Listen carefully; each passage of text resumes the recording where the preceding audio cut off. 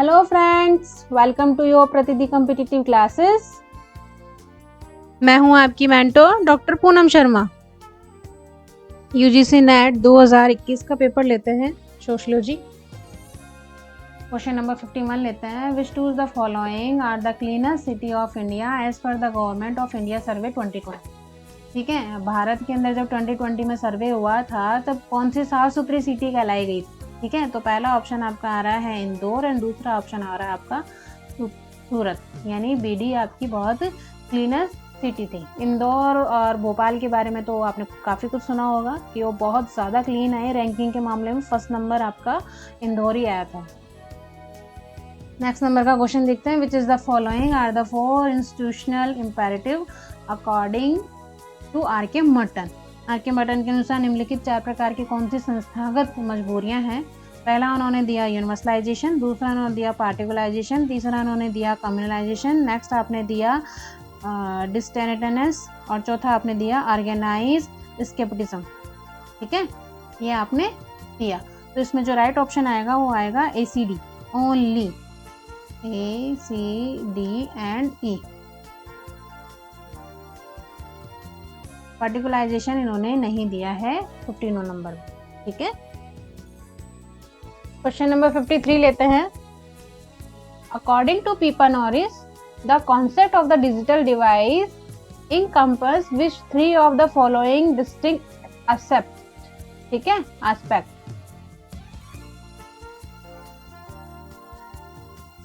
तो पीपा नॉरिस की जो बुक थी वो बुक थी डिजिटल डिवाइस। ठीक है, क्या बुक थी? डिजिटल डिवाइस अंकीय विभाजन, जो कि उन्होंने 2001 में लिखी थी। उसके अंदर इन्होंने किसकी चर्चा करी है? उसके अंदर इन्होंने कहा एक तो वैश्विक ग्लोबल डिवाइड की बात करी, वैश्विक विभाजन किस हिसाब से हो रहा है वो। दूसरा उनका था सोशल डिवाइड, सामाजिक विभाजन। और तीसरा आपका जो महत्वपूर्ण डिस्कशन था वो था डेमोक्रेटिक डिवाइड। ठीक है, लोकतांत्रिक विभाजन के एक समाज में या एक तरीके से आपके राष्ट्र में किस प्रकार के डिवाइस यूज कर जाते हैं, उनको ग्लोबल वैश्विक रूप से किस तरीके से डिवाइड किया जा रहा है, उनके स्थानीय रूप से कैसे किया जा रहा है, उनको सोशली कैसे डिवाइड किया जा रहा है, कितनी बार के क्लास उनको बताई जा रही है, और डेमोक्रेटिक डिवाइड किया जा रहा है कि क्या वो डेमोक्रेसी के अकॉर्डिंगली सेट हो रहे हैं या नहीं हो रहे। तो इसका जो राइट ऑप्शन आएगा वो आएगा A, C एंड D। ठीक है, ऑप्शन में भी अपन एक बार ध्यान लगा लेते हैं। ऑप्शन में आपके आ रहा है ऑप्शन नंबर 3। ठीक है, गॉट इट।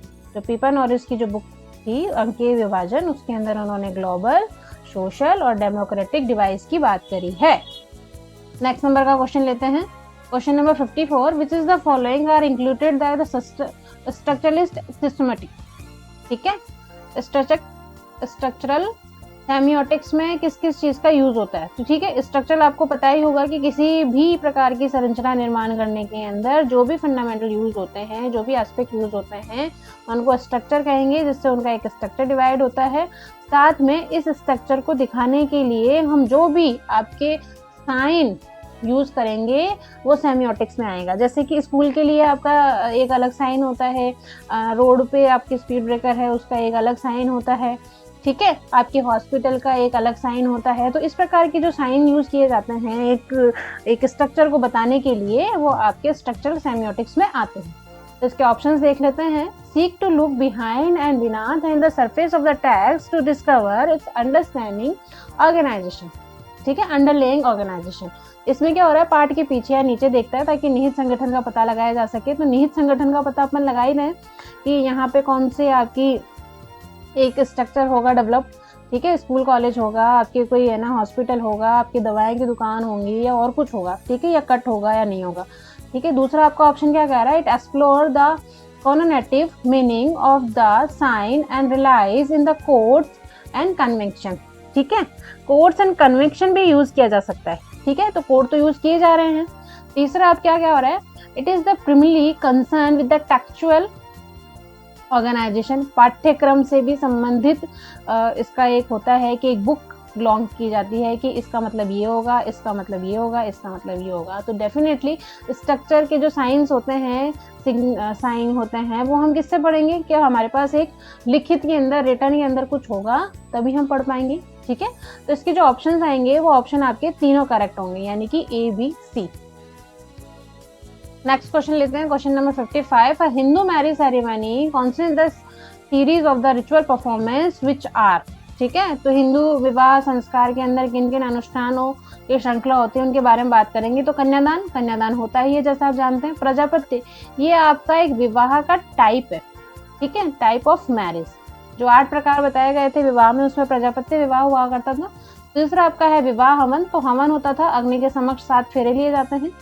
तीसरा नेक्स्ट आपका है पानी ग्रहण संस्कार। पानी ग्रहण संस्कार के अंदर पानी का मतलब होता है आपका हाथ, ठीक है, आपका हैंड। ये संस्कार होता है जिसमें वर वधु कन्या का हाथ लेके स्वीकार करता है। और नेक्स्ट आपका होता है सतपदी। ये प्रोसेस होती है कि वधु को 7 पद आगे चलना होता है वर की। ठीक है, आपके ग्रूम के आगे चलना होता है। Got it. तो इसके जो ऑप्शंस आएंगे वो ऑप्शंस आएंगे आपके ए बी सी डी। ठीक है, ए बी सी डी। प्रजापत्य तो आपका विवाह का टाइप हो गया। इसके ऑप्शंस आएंगे ए सी डी और ए। हाँ, बी आपका इसका जो राइट ऑप्शन आएगा वो ऑप्शन नंबर बी है। Question number 56। In which type of reading, reading के आपको प्रकार बताने हैं।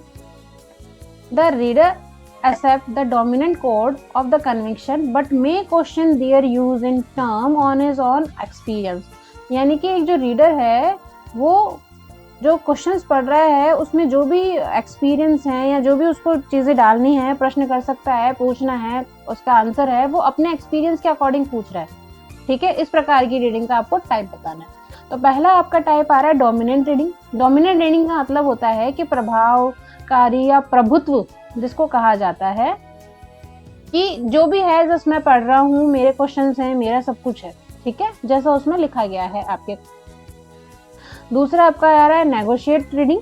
ठीक है, नेगोशिएट रीडिंग का मतलब होता है कि एक बातचीत को पढ़ना, है ना, बातचीत या वार्तालाप को पढ़ना। यानी कि केस स्टडी आपको याद होगा। केस स्टडी के अंदर क्या होता था कि एक व्यक्ति के जो एक्सपीरियंस होते हैं, एक उसने जो भी अनुभव किया है या उसका जो भी आज तक का सफर रहा है, उन सारी चीज़ों को पढ़ना और उसके हिसाब से क्वेश्चंस करना, ये आपका नेगोशिएट रीडिंग होता है। दूसरा होता है ऑप्शनल रीडिंग। ऑप्शनल रीडिंग के अंदर क्या होता है कि आप उसके विरोध स्वरूप, यानी कि किसी ने कोई चीज़ का तर्क दिया, लॉजिक दिया और आप उसके इलॉजिकल बातें कर रहे हो। ठीक है, उसने कहा कि ये करेक्ट है, आप कह रहे हो नहीं ये रॉन्ग है। इस प्रकार की जो रीडिंग होती है वो ये होती है। तो 56 नंबर का जो क्वेश्चन आएगा उसका राइट आंसर आएगा वार्तालाप, नेगोशिएट रीडिंग। ठीक है, एक ऐसी वार्तालाप जिसमें कि आप अपने एक्सपीरियंस के अकॉर्डिंग कुछ कम कर सकते हो, कुछ ज़्यादा पूछ सकते हो, इस प्रकार का। Question number 57। Of the following who has not worked on the functioning of the jajmani system as a winning force of the among caste। ठीक है, जजमानी सिस्टम के बारे में किसने काम नहीं किया है, इसके बारे में बात हो रही है। ठीक है, तो सबसे पहले विलियम वाइजर जो है उन्होंने जजमानी सिस्टम के बारे में बहुत कुछ कहा है। ईश्वर ने भी कहा है, मैरी सॉपलर, कैथलीन कफ ने भी थोड़ा बहुत कहा है। जो नहीं कहा है वो है एस सी दुबे ने। एस सी दुबे ने कमार जनजाति का अध्ययन किया था। ठीक है, कमार जनजाति का अध्ययन किया था इंडियन विलेज में।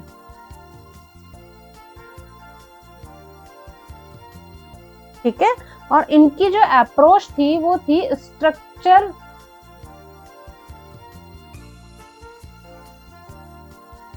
And functional